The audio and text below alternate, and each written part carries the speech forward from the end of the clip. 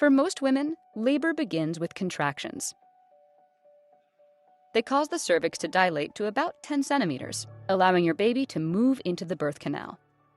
As your cervix begins to open, the mucus plug that blocks the cervical opening is discharged into the vagina.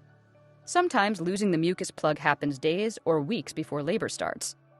You might also feel your water break and experience increasing pressure in your back. Despite common misconceptions, only about 15 to 20% of people experience their water breaking before going into labor. Contractions will eventually become more regular, come close together, and last 60 to 90 seconds. For a first pregnancy, the time from the start of established labor to being fully dilated is usually 8 to 12 hours. It's often quicker, around 5 hours in subsequent pregnancies.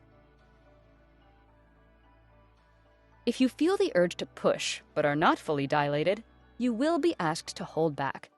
Pushing too soon could cause your cervix to swell, which might delay delivery. Pant or blow your way through the contractions. When your cervix is fully dilated, your baby will move further down the birth canal toward the entrance to your vagina.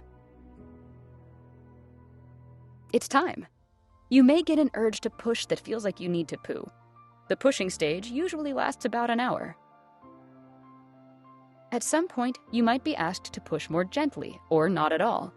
Slowing down gives your vaginal tissues time to stretch rather than tear.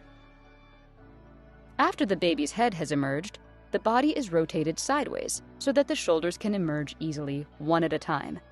The rest of the baby usually slips out quickly after the first shoulder comes out. The umbilical cord is clamped and cut. After your baby is born, you'll likely feel great relief. You might hold the baby in your arms or on your abdomen. Cherish the moment, but a lot is still happening. You'll continue to have mild, less painful contractions. The contractions help move the placenta into the birth canal. You'll be asked to push gently once more to deliver the placenta. The placenta usually detaches from the uterus within 20 minutes. The woman is given oxytocin in many hospitals to help the uterus contract and expel the placenta.